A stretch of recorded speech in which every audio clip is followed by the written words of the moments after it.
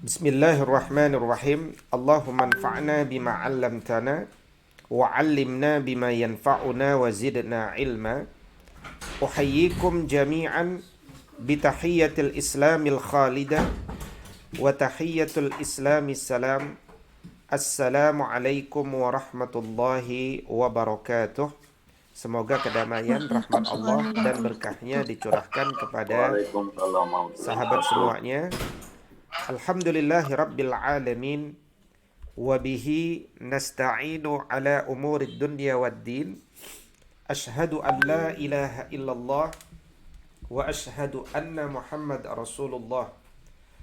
Allahumma fasalli wa sallim wa barik ala sayyidina Muhammad sayyidil mursalin wa ala alihi wa sahbihi ajma'in, amma ba'du. Ikhwani wa akhwati fid din, rahimani wa rahimakumullah.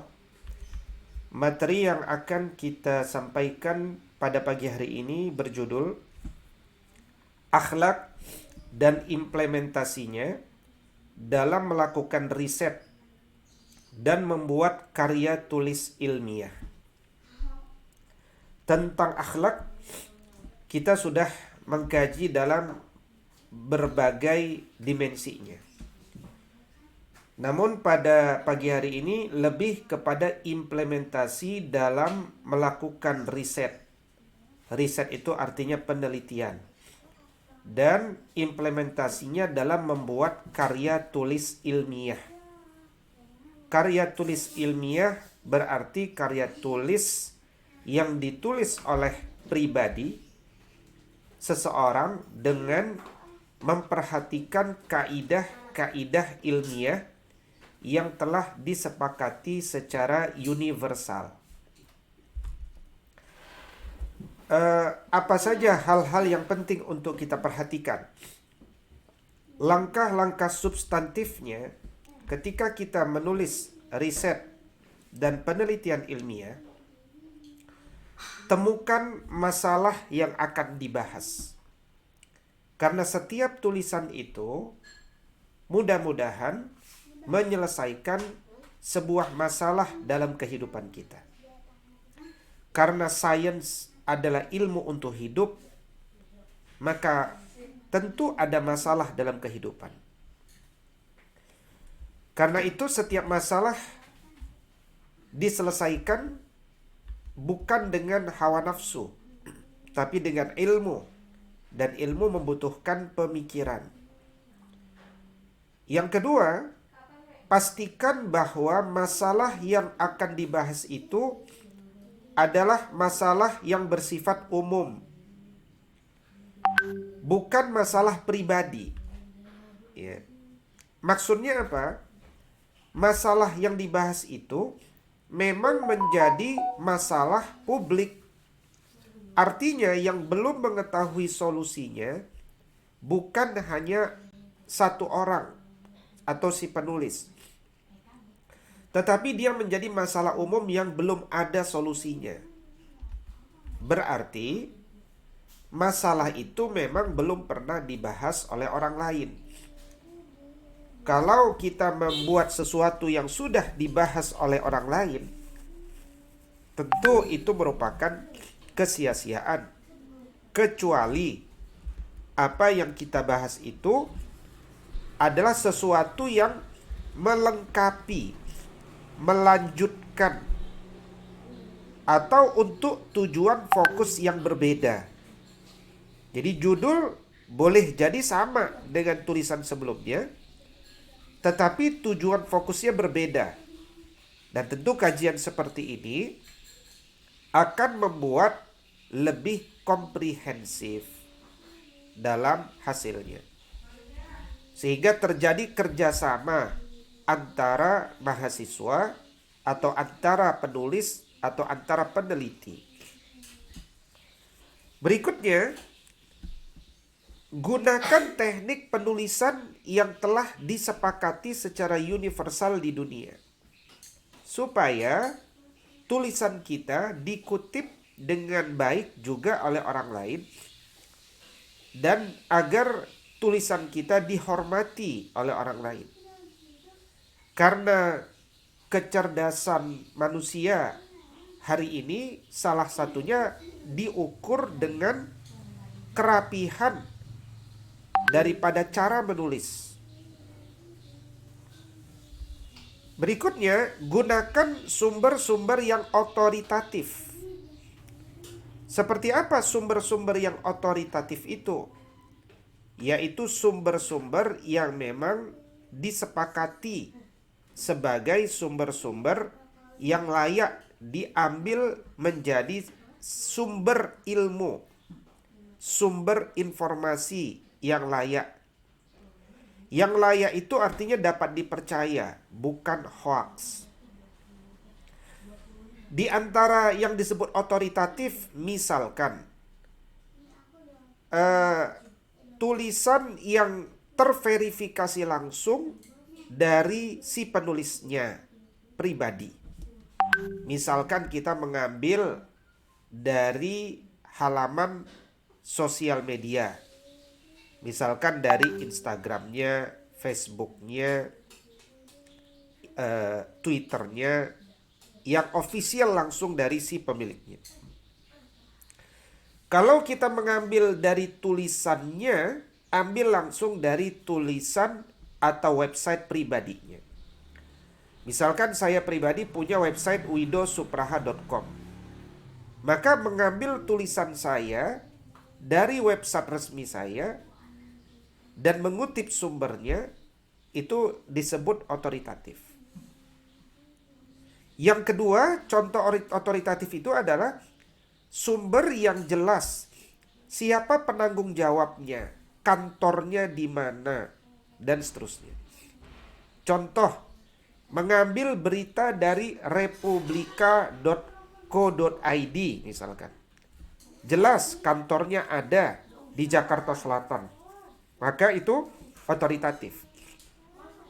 Jangan mengambil berita dari website yang tidak jelas informasinya, sehingga tidak bisa diklarifikasi secara jurnalistik sekalipun. Yang ketiga tentu dari buku yang jelas.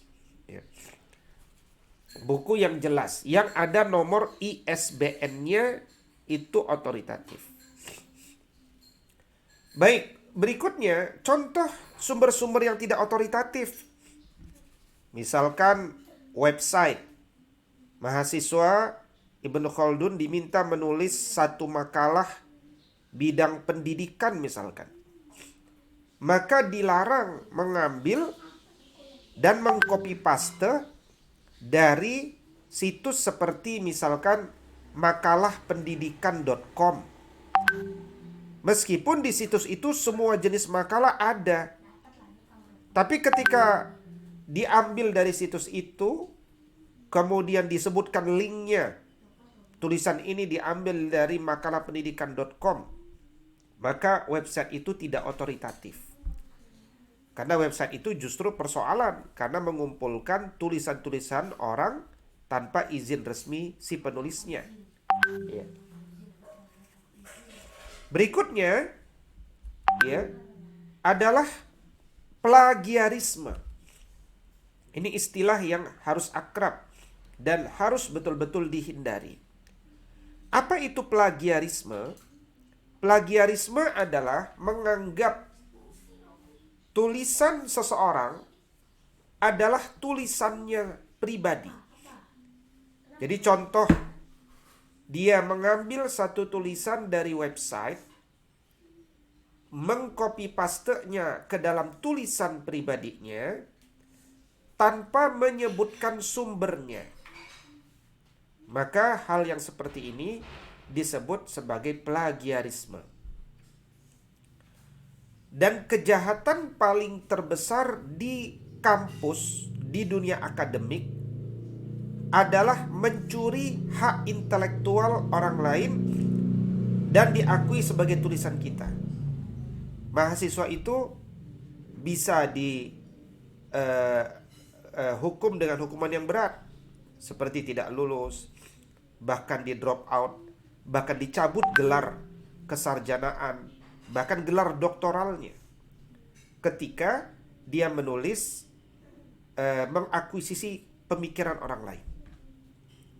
Tidak secara benar tekniknya.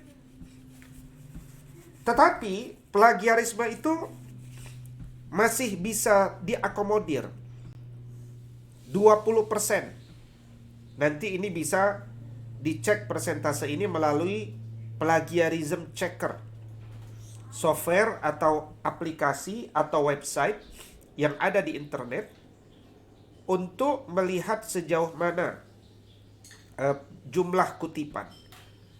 Kalau misalkan, ya kenapa 20% dibolehkan? Ini juga nanti dilihat sumbernya.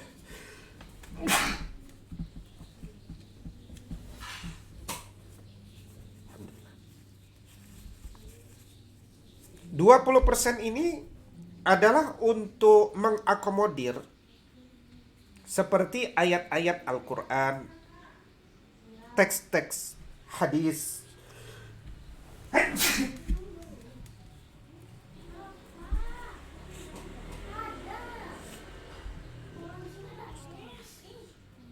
karena teks Al-Quran itu sudah pasti tidak bisa diubah, baik bahasa Arab maupun terjemahnya. Maka kalau mahasiswa mengutip ayat yang sama, sudah barang tentu oleh aplikasi dianggap sebagai plagiarisme. Nah, karena itu dia plagiarisme yang apa namanya? Yang sifatnya dimaklumi. Tetapi jangan sering-sering mengutip. Karena itu nanti dia tidak boleh melebihi 20%. Bahkan dalam tulisan jurnal, kalau buku mungkin gak ada masalah. Kalau jurnal karena halamannya terbatas, ayat-ayat Quran dan hadis itu tidak perlu disebutkan teksnya, tapi cukup nomor surat dan nomor ayat. Jadi nanti pembaca yang akan melihat langsung teks Al-Quran dan hadis tersebut. Baik, ini beberapa langkah-langkah substantif yang penting untuk difahami. Dan itu bagian daripada akhlak. Orang yang tidak beragama Islam sekalipun, seperti orang barat, ateis, agnostik, mereka mampu menghormati proses ini. Tentu saja kita sebagai seorang muslim harus menegakkan akhlak ini. Dan ini salah satu bentuk implementasi akhlak yang sering disalahgunakan dari mahasiswa. Ya. Nah, sekarang kita lihat beberapa pengertian berikutnya. Tidak plagiarisme. Karena itu perlu difahami, plagiarisme itu apa? Plagiat adalah penjiplakan atau pengambilan karangan, pendapat, dan sebagainya dari orang lain dan menjadikannya seolah karangan dan pendapat sendiri. Plagiat dapat dianggap sebagai tindak pidana karena mencuri hak cipta orang lain. Perhatikan satu, teknik menulis, teknik mengutip, teknik menggunakan gambar, dan pastikan ada penulis dan editor. Jadi ada orang tidak mau plagiarisme, tapi karena teknik menulisnya dan teknik mengutipnya keliru, akhirnya tetap dijustifikasi sebagai plagiarisme. Karena itu mahasiswa sejak dini sudah belajar bagaimana menulis yang benar. Dan kalaupun mengutip, bukan tidak boleh mengutip, boleh. Tapi bagaimana cara mengutip yang benar. Gitu. Baik, cara mengutip yang benar. Teknik kutipan. Ya. Ada dua cara untuk mengutipnya. Yaitu mengutip langsung dan mengutip tidak langsung. Jadi kalau kita mengutip, itu ada dua cara. Mengutip langsung dan mengutip tidak langsung. Kutipan tidak langsung. Misalkan kita baca buku, dapat ide, gagasan. Maka ide dan gagasan itu kita tulis ulang di tulisan kita. tapi dengan gaya bahasa kita, tanpa mengurangi sedikit pun substansi dasar daripada tulisan itu yang lengkap. Redaksinya dari penulis sendiri, itu disebut parafrasa. Tapi tetap ketika diparafrasakan, karena idenya kita ambil dari orang lain, maka hendaknya cantumkan sumber, yaitu nama penulisnya, tahun menulisnya, dan halaman berapa dari sumber tersebut. Ini namanya kutipan tidak langsung. Contoh kutipan tidak langsung. Menurut salah satu historiografi tradisional, penyerahan kekuasaan kerajaan Pajajaran kepada kerajaan Sumedang Larang berlangsung melalui penyerahan mahkota emas dan seterusnya. Suryaningrat 1983, 20-21 dan 30. Artinya, artikel ini ditulis setelah pembaca membaca 3 halaman. Halaman 20, 21, dan 30. Dibaca, difahami, kemudian ditulis ulang dengan gaya bahasanya sendiri. Yang kalau dikomparasi dengan 3 halaman itu nggak ada sama-samanya sama sekali teksnya, tapi substansinya sama. Ya, pasti ada istilah kerajaan Sunda Pajajaran, pasti ada. Prabu Gesan Ulun pasti ada, tapi tidak begini cara menulisnya di buku tersebut. Berikutnya kutipan langsung di bawah 4 baris. Ya. Kutipan langsung di bawah 4 baris. Kutipan langsung di bawah 4 baris. Jika kutipan 4 baris atau kurang, ya, artinya langsung pendek. Ya. Misalkan kita membaca buku, bukunya ada 4 baris kurang, berarti kan itu dianggap pendek. Cara mengutipnya bagaimana? Caranya dikutip apa adanya, diintegrasikan ke dalam teks paparan penulis. Jarak baris kutipan 2 spasi sesuai dengan jarak spasi paparan, ya. Dan dibubuhi tanda kutip, ya. Sertakan sumber kutipan di awal atau di akhir kutipan, ya. Jika berbahasa lain, kutipan dimiringkan. Jika ada kesalahan tik, ya, tambahkan kata sik dalam kurung. Jika ada bagian kalimat yang dihilangkan, ganti bagian itu dengan tanda titik sebanyak 3 biah jika yang dihilangkan itu ada sebanyak 3 buah. Jika yang dihilangkan itu ada di awal atau di tengah kutipan, dan 4 titik jika di bagian akhir kalimat. Ya. Jika ada penambahan komentar, tulis komentar tersebut di antara tanda kurung. Ya. Ya, kita ulangi lagi. Jadi kalau yang dikutip itu teksnya 4 baris atau kurang, maka kutiplah apa adanya. Ya, apa adanya langsung dikutip. Yang kedua, dimasukkan ke dalam teks paparan penulis. Ya, dimasukkan ke dalam teks paparan penulis. Jarak baris kutipannya sama saja. Artinya kalau misalkan tulisan itu 1,5 spasi, 1,5 spasi, nggak ada perubahan. Kalau dia 2 spasi, ya 2 spasi. Ya, hanya saja bedanya kalimat yang dikutip itu diberikan tanda awal dan akhir dengan tanda kutip. Ya, tanda kutip di awal dan di akhir kutipan. Kemudian sumber kutipannya ditulis.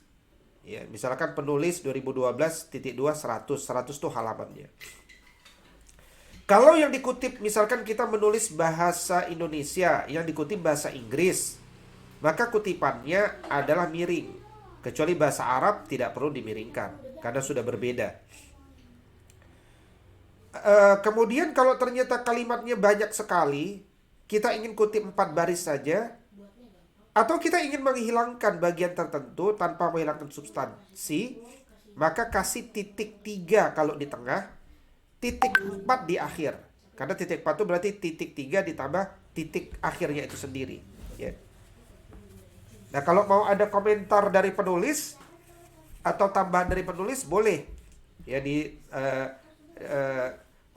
diberikan tanda kurung di sana. Nah, ini kira-kira supaya kebayang, ya. Nah, ini contohnya. Ya. Ada beberapa pendapat mengenai hal itu.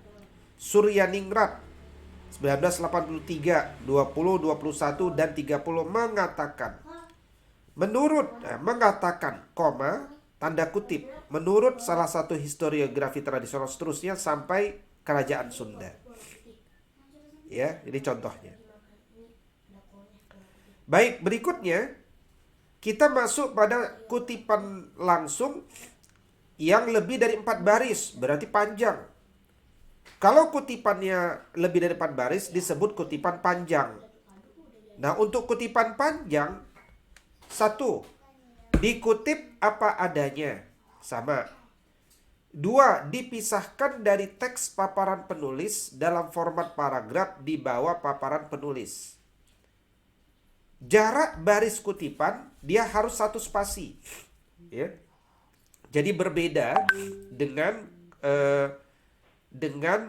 tulisan yang lain.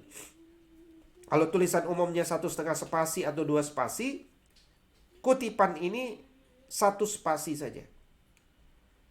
Kemudian sertakan sumber kutipan di awal atau di akhir kutipan, sama seperti yang tadi. Ya, jika berbahasa lain juga dimiringkan, sama. Ya. Contoh kutipan, nah ini seperti ini. Mengenai pentingnya penelitian di lokasi tersebut mengatakan sebagai berikut, titik 2. Ini 1,5 spasi. Nah, penelitian yang di bawah ini kutipan nih. Kutipannya ini itu hurufnya dibuat rapat 1 spasi. Ya, bahkan boleh misalkan dia dibuat font yang berbeda. Misalkan kalau biasanya 12 poin, kutipan ini katakan 10 poin. Nah, itu boleh, ya. Baik. Berikutnya, pengambilan gambar ini penting. Jangan sampai kita mengambil gambar yang sebenarnya tidak boleh diambil. Atau ada hak ciptanya, ada lisensinya. Sebenarnya kita bisa mengambil gambar itu dari banyak sumber yang memang memberikan gratis di internet. Ya. Contoh ini situs pexels.com. Di sini ada gambar yang ada lisensinya, artinya harus bayar, ada gambar yang gratis. Nah, itu kita bisa mengambil gambar yang gratis, nggak perlu disebutkan sumbernya, nggak ada masalah. Ya. Ini dari Pexels contohnya. Atau kemudian mengambil gambar sah dari Pixabay. Pixabay.com ada gambar-gambar yang banyak gratis, ya, semuanya. Atau dari Free Images.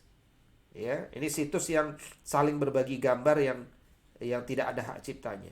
Silakan bisa diambil dari gambar ini sehingga gambar ini nanti tidak di-sue ya oleh orang lain, karena ke depan itu banyak sekali persoalan-persoalan masalah ITE ya terkait tentang pemilihan gambar ini.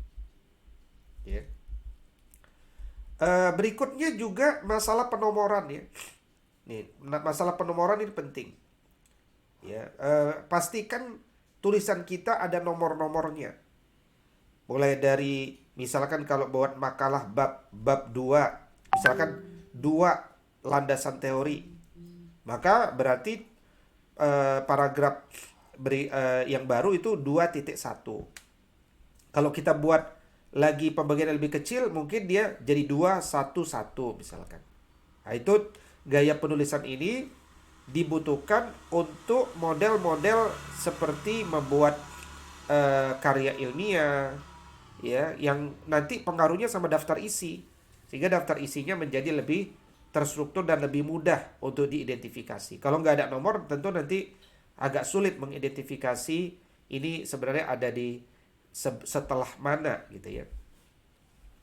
Berikutnya, transliterasi Arab Latin standar. Ini juga ada standarnya. Ya, ada standarnya. Bisa menggunakan pedoman transliterasi yang ditetapkan. Atau kalaupun ingin berbeda, boleh, tapi ditetapkan di bagian awal. Jadi harus ada 1 halaman yang menjelaskan halaman transliterasi. Sehingga diketahui bahwa memang kita menggunakan model transliterasi yang berbeda misalkan, ya. Kemudian dalam pemilihan kata, untuk kata-kata yang kita tidak biasa pakai atau mungkin yang biasa kita pakai, apalagi para generasi milenial sering menggunakan kata-kata alay, hati-hati menggunakan kata-kata itu, karena cek dulu apakah kata yang kita pakai itu ada di Kamus Besar Bahasa Indonesia atau tidak. Caranya tinggal masuk ke kbbi.web.id atau ke kamusbesar.com dan masukkan kata kita. Kalau kata itu ada maknanya, berarti kata itu ada di Kamus Besar Bahasa Indonesia. Kalau nggak ada, berarti dia bukan kata yang resmi. Mungkin dia kata yang alay, gitu ya. Berikutnya juga penggunaan standar kalimat. Ya, standar kalimat itu penting. Ya, mulai dari titik koma, tanda tanya, ya, tanda seru, ya, dan seterusnya. Dari sini nanti kita akhirnya akan belajar mahasiswa itu bagaimana menulis di teks WhatsApp, menulis di sosial media itu dengan gaya bahasa yang benar. Huruf besar, huruf kecil, kata sambung, ya. Jadi, dan itu kata sambung misalkan. Nggak mungkin setelah titik berikutnya kata dan, gitu. Itu tidak mungkin. Atau tanda tanya itu cuma satu. Ya, tidak boleh tanda tanya ada dua, apalagi tiga. Ya, biasanya kalau di WhatsApp tuh sering ya orang menulis tanda tanya ada tiga. Itu menunjukkan dia tidak mengerti cara menulis yang benar. Ya. Jadi biasakan menempatkan titik koma dengan benar, ini penting. Ya. Kalau titik berarti berikutnya awal kalimat, huruf besar. Kalau koma berarti dia kelanjutan. Ya, kata sambung seperti dan tidak memulai kalimat tadi sempat saya singgung. Nah, ini juga bisa dilihat dari website ini. Walhamdulillah ala kulli hal, demikianlah materi pengantar ini. Memang bersifat teknis, tapi itulah wujud adab kita sebagai seorang muslim yang cara menulisnya rapi, menghormati tradisi atau kesepakatan konvensi di dunia internasional, dan itu sejalan tujuannya dengan maslahat agama ini. Mudah-mudahan dapat difahami. Kalau ada pertanyaan dipersilahkan. Aku qouli hadza wa astaghfirullah li wa lakum wallahu muwaffiq ila aqwamit thariq. Assalamualaikum warahmatullahi wabarakatuh.